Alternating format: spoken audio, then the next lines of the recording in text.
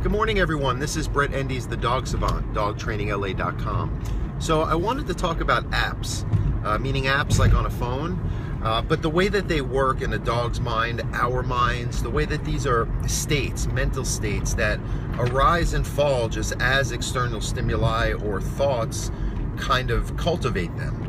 And if we can have more control of them, at least let's, for the sake of dogs, talk about, control of their states that arise. We can, just like on a phone, when you turn on an app, it now becomes that app on your phone. So, I'm running a camera on my phone right now.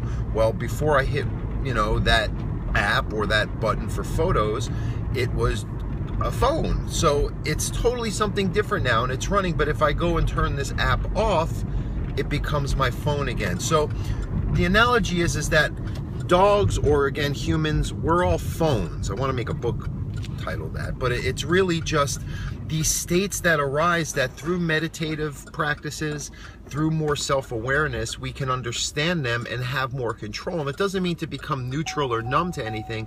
It means to create a more filtered, observing way of getting through life instead of an emotional. Another trainer once said, it's just getting a dog from an emotional state into a thinking state and creating that as the norm consistently, and then your actual principles of conditioning and reinforcement can take effect. But you have to get them to that place or run that proper app in the first place. So let me give one good example. You have a dog, he's very hyperactive with greetings. He jumps, he barks, he nips, he doesn't know what to do, and it lingers. So when the new guests or the owners come home and they move into the home environment, the dogs are following and they're looking for toys and just don't know what to do.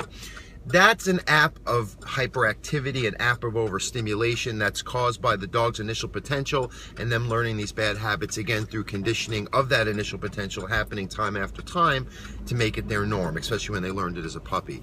And a lot of times, as I said in other videos, this is highly misinterpreted as the dog is just excited to blank, or, the dog just loves me, so it taps into our human ego and it makes us feel so good. It's hard to see past that and understand what's really going on, or as far as what the business at hand calls for in terms of the dog's needs.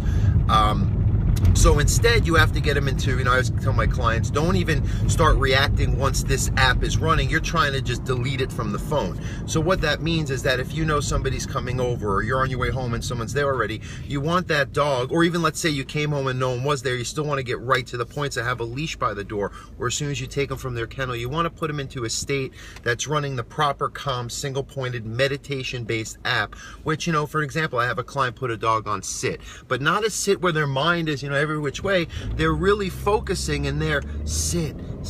And what happens, it starts reorganizing their sensory processing system, and it creates that filter I always talk about, which makes them see it in a more objective thinking state versus an emotional reactive state.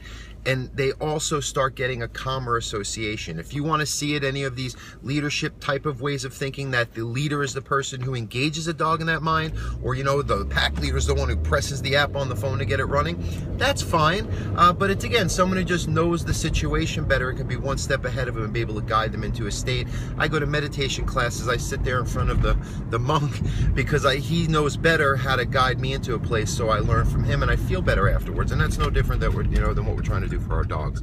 I really hope that analogy made sense, because I know this is a little bit of a foreign concept for a lot of people, yet it just is the nature of all things, and it's only proven itself to me to work in both my canine and my own human life, my own overstimulation struggles.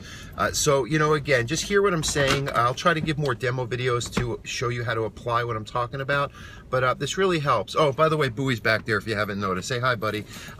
So anyway, thanks for watching. Please subscribe.